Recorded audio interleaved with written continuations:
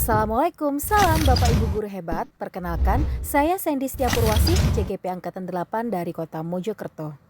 Video ini berisi tentang demonstrasi kontekstual praktik segitiga restitusi.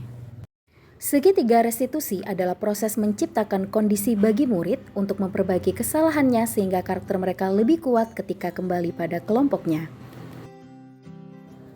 Langkah-langkah segitiga restitusi diantaranya adalah yang pertama, menstabilkan identitas.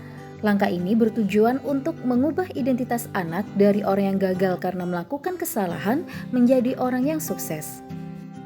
Yang kedua adalah validasi tindakan yang salah.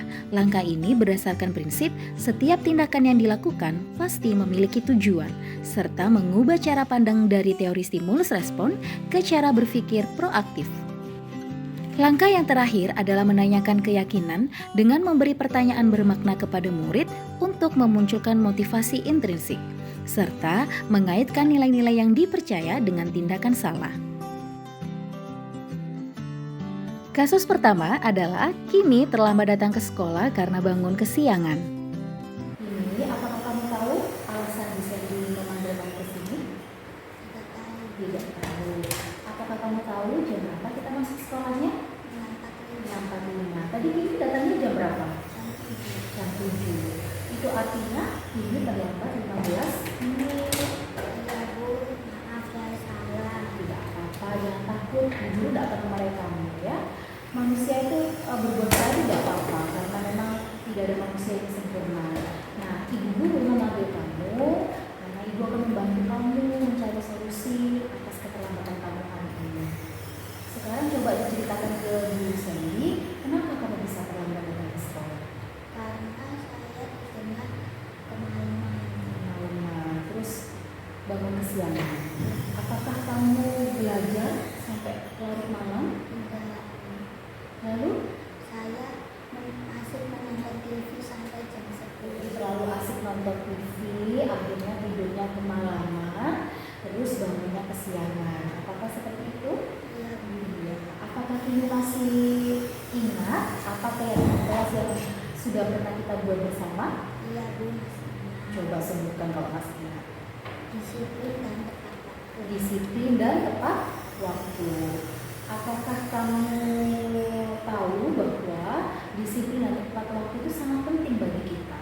Apakah kamu meyakini hal itu? Iya Bu. Ya, disiplin dan tepat waktu itu sangat penting ya, sesuai dengan keyakinan kelas kita yang sudah pernah kita coba. Coba sebutkan bagaimana cara untuk memperbaiki permasalahan. Tidur lebih awal dan juga Tidur lebih awal dan supaya tidak terlambat lagi. Mulai kapan tidur lebih awalnya? mulai nanti malam. Mulai nanti malam. Berarti mulai nanti malam, mulai hari ini berarti ya, kamu siap melakukan perubahan itu ya. Lebih disiplin lagi, tidur lebih awal, sehingga nanti tidak akan bangun kesiangan dan bisa hadir ke sekolah tepat waktu. Baik, terima kasih kalau kamu sudah punya keinginan untuk melakukan perubahan yang lebih baik, lebih disiplin dan lebih tepat waktu. Terima kasih. Sekarang kamu boleh lanjutkan istirahat.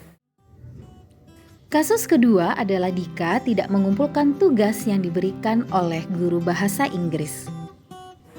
Dika, apakah kamu tahu alasan ibu memanggil kamu hari ini?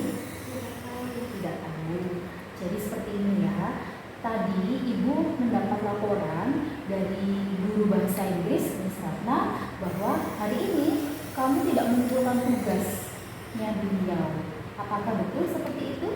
Iya, pernah datang tugas. Nah, berarti karena kamu tidak mengumpulkan tugas, berarti kamu tahu ya apa kesalahannya. Tahu. Tapi tidak apa-apa, berbuat salah itu hal yang manusiawi. Termasuk Bu Guru, Bu Seni juga pernah berbuat salah. Coba sekarang ceritakan ke Bu Guru, kenapa kamu kok tidak mengumpulkan tugas dari Miss Ratna?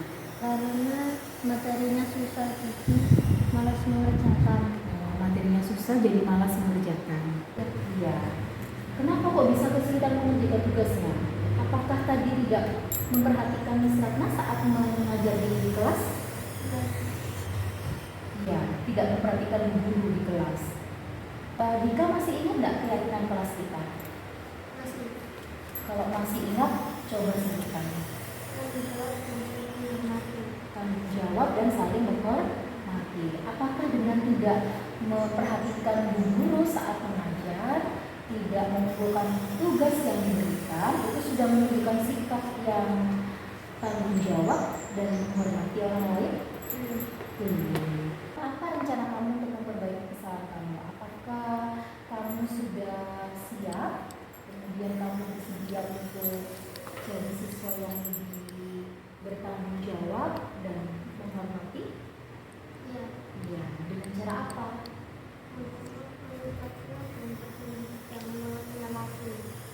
Meminta maaf ke sana dan berjanji untuk tidak mengulangi lagi. Berarti dengan kamu meminta maaf dan berjanji tidak mengulangi lagi, kemudian satu lagi tugasnya harus apa? Dikerjakan. Itu sudah menunjukkan bahwa kamu sudah bertanggung jawab atas apa yang telah kamu perbuat, ya. Jadi harus bertanggung jawab sesuai dengan keyakinan kelas kita, harus saling menghormati sesuai dengan keyakinan kelas kita yang sudah pernah kita buat bersama. Baik, jadi setelah ini langsung menulis sana untuk apa tadi?